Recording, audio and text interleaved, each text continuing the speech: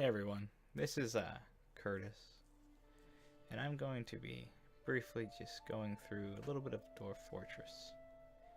Now, if you're unfamiliar, Dwarf Fortress is a game where you play as dwarves, and you build fortresses. It seems simple, but it's probably one of the most complex games I've played in my entire life.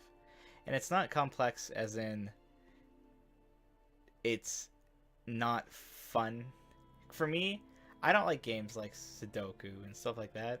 It's just not my kind of type of game, and those are complex games. This game, it's not complex in that matter. It's kind of like Banished, if you've ever played Banished. It's like kind of like that, just with more creativity, I suppose. Anyways, so the first thing you want to do if you're interested in playing Dwarf Fortress, maybe you've heard it from a friend or you're just watching this video completely unaware of what the game is.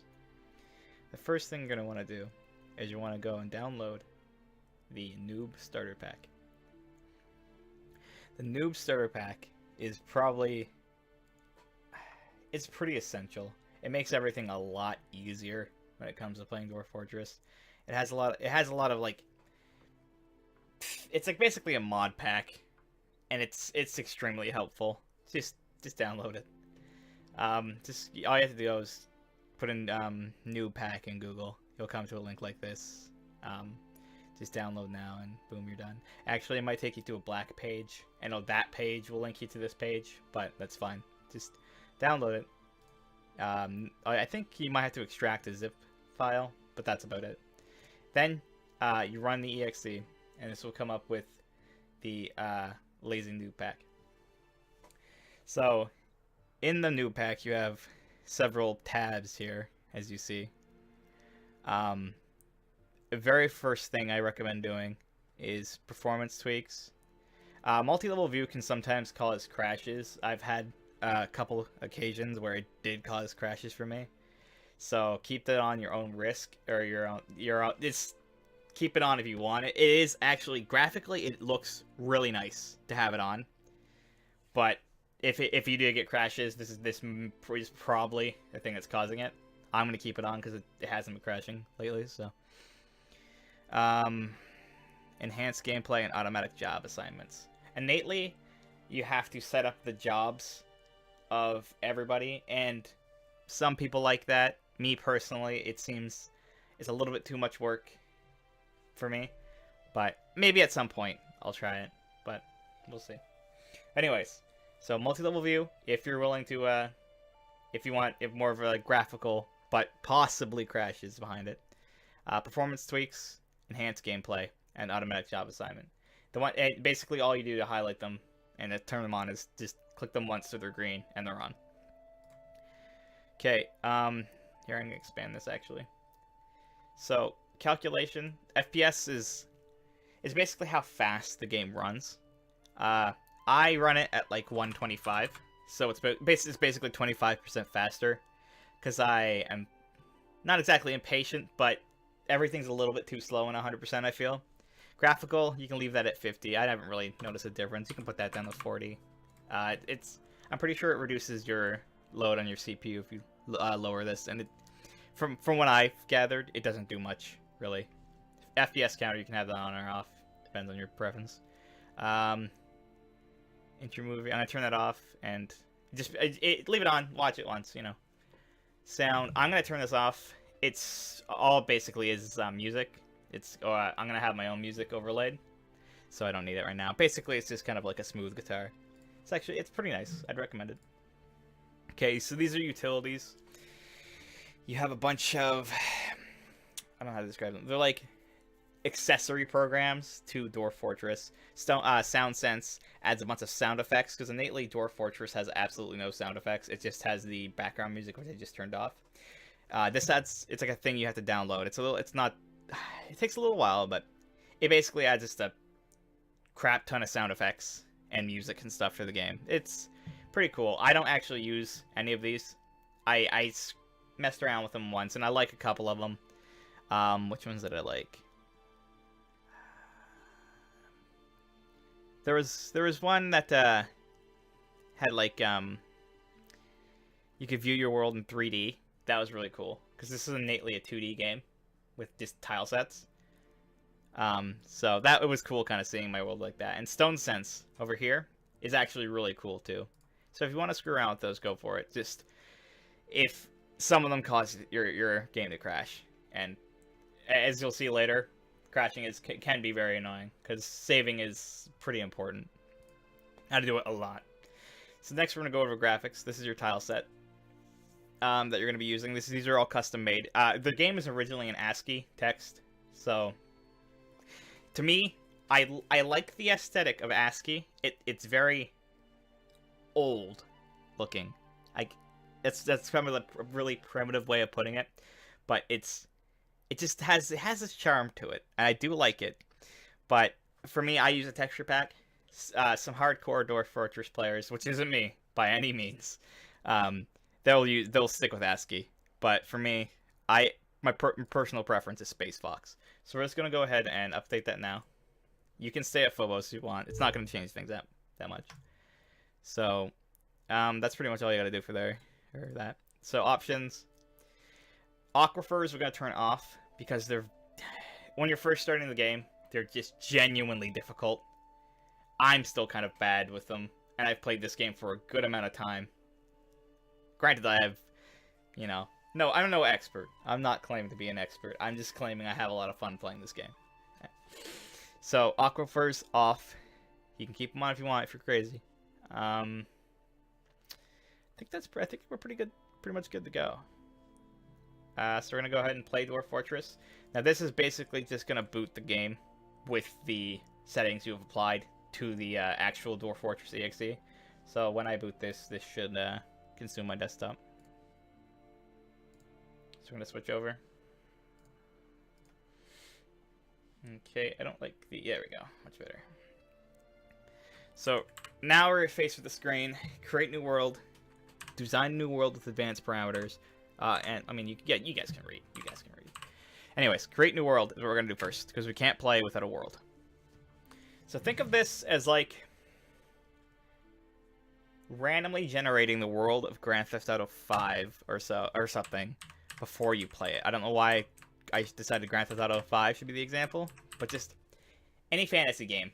Think about this page. Instead of having a preset world, each world is randomly generated, and you play a portion of this world. It'll make sense.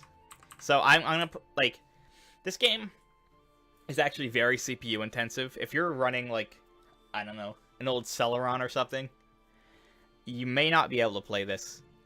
Maybe in pocket size. Probably in pocket size you'd be okay. But this game is far more CPU intensive than you'd ever expect it to be. Just because of all the things that your CPU has to calculate all the time. There's so many things that just everything has a task. And I don't know if maybe it's an optimization issue. I don't know personally, but it can be very, very CPU intensive. So we're gonna go ahead and do smaller, just because the bigger the world, the harder it is to A, generate, and B, run. So we're gonna go smaller, leave everything as is. As you play, these things will make sense to you. I'm not gonna go ahead and explain them. We'll go short history, because history is basically how long it has to generate the world for, and each year, the first 100 years generates in seconds, but then it starts slowing down more and more the more it has to do, and short stops right before it gets a little too annoyingly slow. It doesn't generate a lot of civilizations and such, but that's okay. So we're just gonna go ahead and hit Y. Everything that you can do is listed at the bottom or on the side, this right hand side here. Once we start playing, everything you can do is essentially listed in plain text of what buttons you can press and what they do. So that's not that hard, really. It's not at all. It's just you have to get used to it. Anyways, so we're going ahead and generate. So you may be going, what the hell is this? That's the world. I can't explain it better than that. I'll get into it and I'll show you. So we, see the world. The gray up here the yellow thing moving around through the area here, that is actually my cursor, and you can hear me. I have a mechanical keyboard that's extremely loud, FYI, but you can hear me as I press. The yellow thing moves around. That's my cursor. Right now, I'm over top of a mountain. You can see it depicted with the gray triangles around here. Here is like a foresty area, fresh continents, fields. There's elven stuff basically around here with the eyes. Right here is the Dwarven fortress, that like a little U, and these brown things are roads, I believe. Anyways, we're just gonna go ahead and hit enter to accept. Let it do its thing. Okay, now we're gonna start playing. This is where it gets fun. There's also 2 modes. There's not just Dwarf Fortress mode. There's also an adventurer mode. I've never played it, but I've heard it's pretty fun. So, you want to try that out after you play a little bit of Dwarf Fortress, go for it. So, this is our world. You can see on the right-hand side, it's basically a more primitive version that shows you exactly where the cities are and everything like that. Anyways, so we're going to go ahead and hit F to search, basically. Basically more of an advanced search for the area when we want to settle in. So, I'm going to go for shallow metal, yes. Deep metal, yes. Aquifer is going to turn that to no, even though there should be none in the map. And I like playing with a river. This is kind of like a personal preference. You don't have to. So we're going to hit enter. It's going to do its thing. And so every little green blinking X you see there is an area where it is found. It's like the area. It applies to the search you just did. So we're going to hit escape. Go back, and we're going to go ahead and look through these areas. On the right-hand side here, you will be able to see exactly what's here. So, where I am right now, where my yellow cursor is, I'll move it so you guys can see it. When it's blinking, it's kind of hard to see, I'll admit. So, we're in a tropical shrubland. The temperature is scorching, which is bad, generally bad. Trees, woodland, which is good, because I like having a lot of trees. I like building walls. And instead of building, like, straight underground, I like building, like, an upward fortress, like, on the surface, and then having a lot of tunnels underneath. That's kind of what I do. And, we have other vegetation is kind of like vegetables and flowers, food, and other things that you can gather. You can make your dwarves gather in the world. Surroundings are calm, which is... honestly, for starting out, is probably the best, because there's 3 different levels. There's like a magical level, a normal level, and an evil level. And there's like it's hard to describe. It's honestly, it is. Oh, hold on. So what I did just there, as I zoomed in, I think this is actually an element that you can only do with the Lazy New Pack. I'm not too sure, but it kind of screws with the thing here. Let me move it. So let me try to fix that here. There we go. Should have update here soon. There we go. Ah, dang it. Technical error. There we go. Perfect. Okay. So, yes. So, anyways, calm. I recommend calm. So we have sand in this area. We have very deep soil, shallow metal, deep metals, notice the S, and a fluxstone layer. Shallow metal basically means that you don't have to dig very far down into the earth to get this, but it's only one type of metal. That's what but if you see deep metals, if we go very far down under the ground, we will get multiple metal, because there is a difference. So here, deep metal. See, there's no S. That means there's only one type of metal underneath, and it's deep underground, which can be, I don't know, bad, good. One thing I have to advise you is that there's no winning Dwarf Fortress, just playing Dwarf Fortress. You will lose.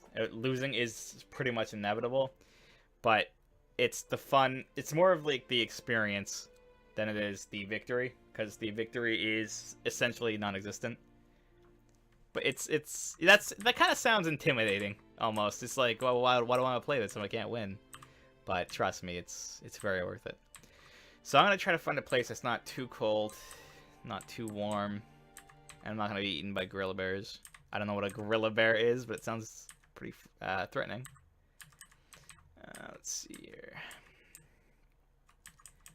What's wilderness? Okay.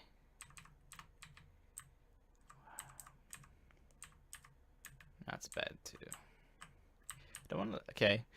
One thing that I forgot to mention is that yes, the cities. Okay, so this is a Dwarven city. I was actually wrong. I was completely forgot the Oh, it is. No, it is a city. Okay, it just illustrated it. Okay. Anyways. These things up in the left-hand corner is your location, your locale, and basically what that is where your city or fortress, I should say, will actually be located. So if we go, let's see, right to the coast. See how that green, I can move it, that green square. What did I, oh, oops. That green square right here. You move this with U, H, K, and M as if they were arrow keys. And that green square illustrates where exactly I will be spawning my fortress.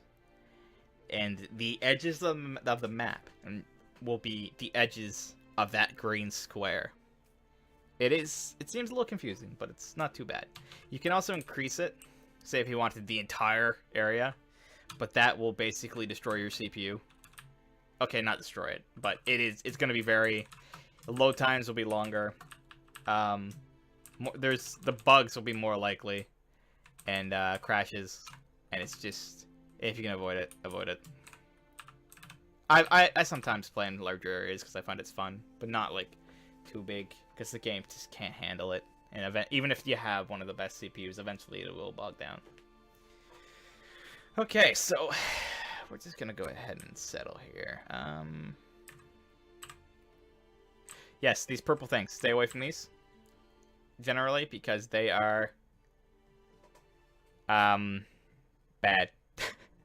The purple things are bad. I think they're considered goblin fortresses or towers. I can't remember correctly. But they're just, eventually, depending on your location, you will get attacked. There will be invaders to your fortress. What's the point of building a fortress if you're never going to get attacked, right? So, the closer you are to them, I believe, increases the chances you will be attacked, and the rate at which you will be attacked.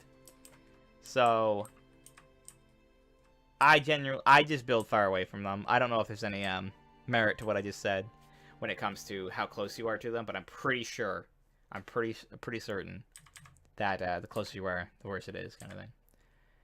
So, I don't want to build in the desert. Alright, let's place it right now.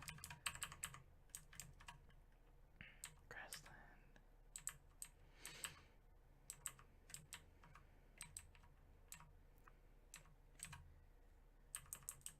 I can't find a good spot.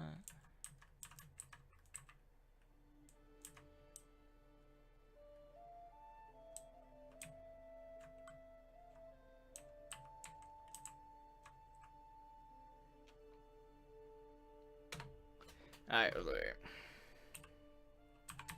Okay, so we picked our area. I was unfortunately right next to a goblin tower thing, and probably shouldn't be, but it was the only spot that I could find that was actually like decent in my preferences. So if you have the new pack, you'll see these things. They're basically like pre-built starts, because when you start the game, you have a certain point total. Think of it as like character points or something when you're making a character in a role-playing game, like stat points. You have these points to spend on materials, skills for your dwarves, and things like that. I use the very top one. Easy start for new players. Even though I'm not really a new player anymore, I still use it because I just don't go too in depth with the whole building stuff. I much prefer the building and the actual playing elements than the super detailed going way into it kind of things. You know, chastise me as you wish. Okay, so as we see, these are our dwarves. They all started out as peasants, I believe. I think that might be the starting pack I chose, like the preset. But they all have skills, as you see. See this guy right here? He's not a miner. They all start with 5. That's the default level for all skills, I believe. And so we have a carpenter. He's a novice carpenter. He's a woodcrafter, bone carver, gem cutter. Like, these are all skills that can apply to the game. And you will up here. See right here. This guy's a proficient miner. As a character mines, his skill points will increase gradually.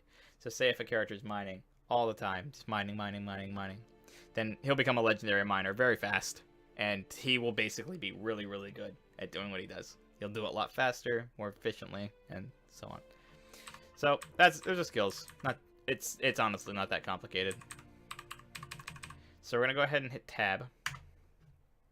If you'd like to name your group, you can hit capital G, and you can use this naming thingamajig, where it's like you pick the front compound. So I'm gonna pick, let's just say, after the Tortoise Fortress. It starts off with something. So the rear compound, it's gonna be after Abbey. So it's like a compound word at the very first. Like that's what the first and. So we're gonna go first adjective. After Abbey, the Ace Fortress. And you can also put in what's the button to do that? Oh, it's E, and then you type in what you want. Dad. Oh, let me do that. G. E. Dad. Oh, it's all caps. Is it always in all caps? Oh, it is. Okay. Anyways, we'll put in DA, and we'll pick one of these ones. Oh, it's because I was... Okay. Dark. After Abbey, the Ace Dark Fortress. Okay. That's good enough. Actually, let's change this one.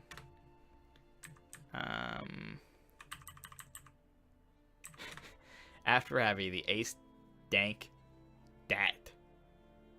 Oh, it's a great name. Anyways, tabs. Okay, we hit tab. We go into this menu. This menu's pretty important because sometimes you can't always get the items. It depends on where you embark, but the items aren't always exactly the same. So sometimes you won't have access to certain items, and you will have a point refund for them if your preset cannot apply some of these items. So I recommend spending on wine or like alcohol because the dwarves need alcohol. They drink alcohol. Like the only time a dwarf needs water is to give it to an animal or to drink it themselves. Or sorry, no, to give it to an injured dwarf because they can't drink alcohol when they are injured and they need it to clean their wounds. So if you have no access to water at all, that's probably a bad thing. Okay. So I have 15 points. If you see, we have 15 points remaining. These are all the things that I have in item-wise, and over here is all the animals that are available to me. At the start, you can also capture animals, wild animals, of various calibers, and train them and such. That's probably one of my favorite elements of Dwarf Fortress, is catching animals and training them to be like grizzly bears. You can catch grizzly bears and have them be war grizzly bears. A lot of fun. Okay, so we're gonna go ahead and I have 15 points, so I'm just gonna spend it all on wine, like normal. You can name your dwarves if you'd like. How do you do that again? C. Customize nickname. Let's name him Curtis, just because I'm creative. So, well, anyways, I'm not gonna name them all, but Curtis and all these guys. So let's back out. Tab. So double check everything's good. You probably won't know what's good and what's bad, but anyways, we're gonna hit E to embark. We're gonna not care about that one point. So we're gonna let it load. It's gonna take a little bit.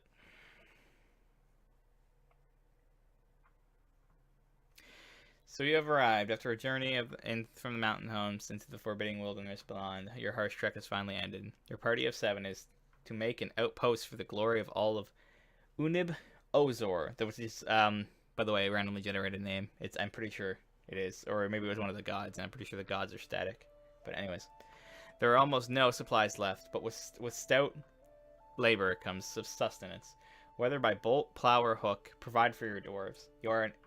You are expecting a supply caravan just before winter entombs you. But it's spring now. Enough time to delve secure lodgings. Here the cougars get hungry. Huh. A new chapter of Dwarven history begins here at this place. A Fathom? That's my name, I guess. A Thadtob. That's interesting. Focus Grinder. That's a badass name. Strike the Earth. Okay. So it gives you like a message like that every time you start. Basically, there can be a lot of reading sometimes. Okay, boom. That is there's Dwarf Fortress. See it. No, I'm just kidding. So as you see, everything's illustrated by pixels. These pixels, I believe this pack is 16 by 16 or something like that, pixels wide, each little tile. But anyways,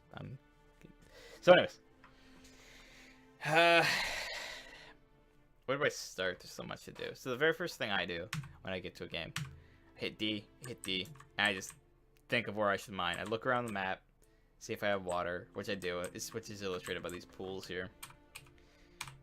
To go down, to view up and down, which is probably one of the most important things, is hold shift, and you're going to hit your little, right above space, the little arrow keys. The little, comma and period keys, basically. You'll hit each one to go up or down. You can keep, and think of it like Minecraft, basically. This is what I was told a long time ago.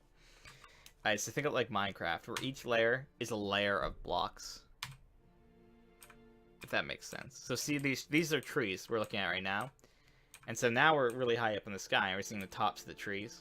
So as we go down, these are like the leaves, and you start to see the wood. More wood, more wood, more wood. And then right here is the base layer, where we can see all the tree trunks illustrated by these little things here. Okay, so we're going to go ahead and start giving our dwarves commands. The game does pause when you hit space. If I unpause it, they'll run around. Oh, hold on. Is it pause? No, yes, there we go. It's spaced, unpause it, and then we're going to start running around. You know, doing dwarving things. It's because they have no real tasks, they won't do anything. Except sit there. So we're going to go ahead and dig a hole. Because this black space right here is actually, if we go up a little bit, underground. This is like a layer of ground that's above the layer we were previously on. See how it's like that? This layer is actually the best way you can tell if a layer is higher is if it appears as you look up, you know, raise your layer, and if there's any ramps near it, these are ramps right here. The dwarves can walk up and down these as if they were slopes. So say if, like, I don't know, think of like a gradual hill up into this layer.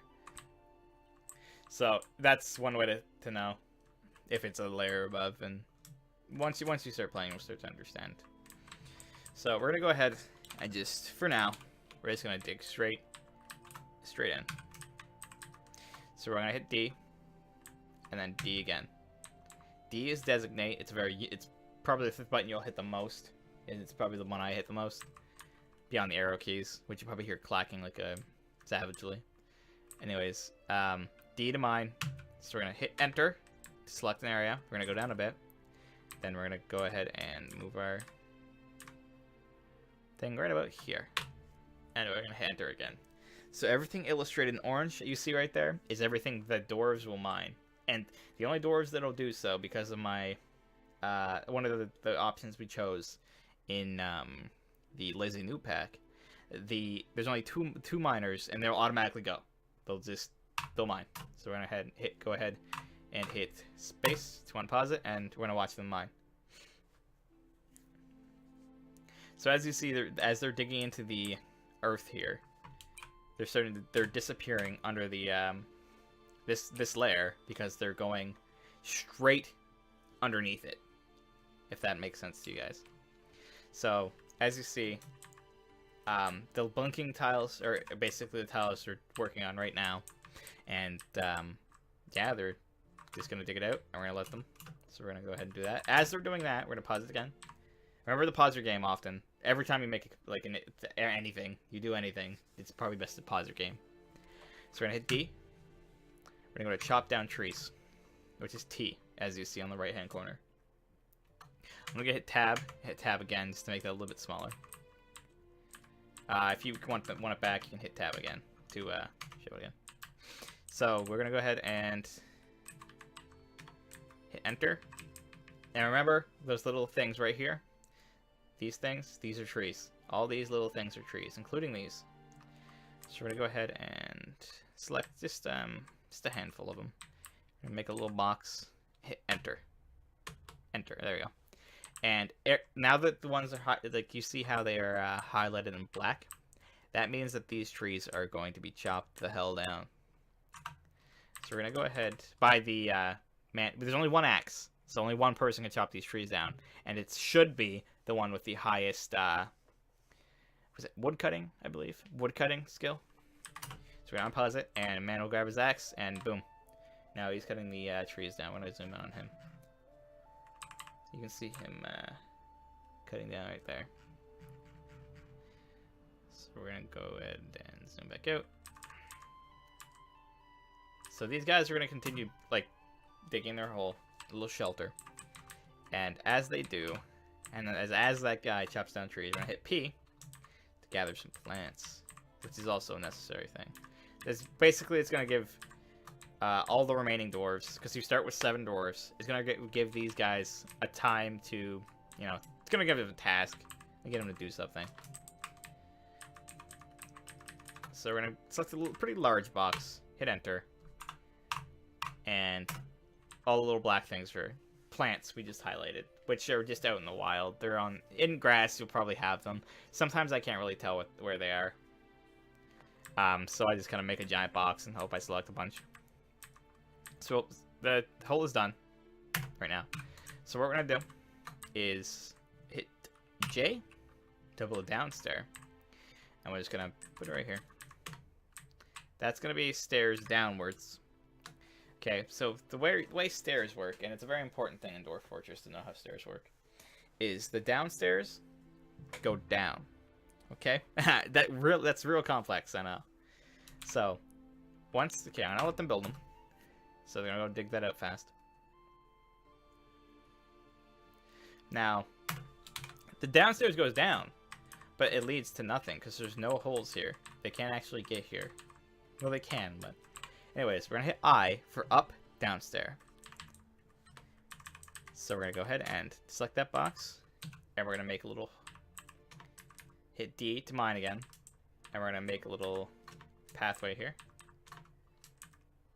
And then let's make a box here. Oh, didn't connect it. Let me get away in there. So now we'll watch as they run back and go to see that's blinking, so the guy's gonna start mining it. And now the up down stair. I guess you can put an up stair if you only want one level firmly, but I know I'm gonna need more later. Oops. So I'm gonna put an up down stair. It's usually best to do it up down stair just in case you ever want to expand on your stairway. So he'll dig down, he'll put a down stair and an up stair at the same location. When you pick a down stair, there has to be an up stair, at least an up stair below it that you have to build. Okay. And you also can't place a down stair with no up stair below it, I believe, because they need a way up. So we're gonna stop the video here. Part 2 will be continuing on to more mining, the designation, and building, which is very, very important. Gathering food and cutting down. I mean, we already did cutting down trees, but using those trees to build very important doors. So thank you for watching. Do whatever you want. Have a great day.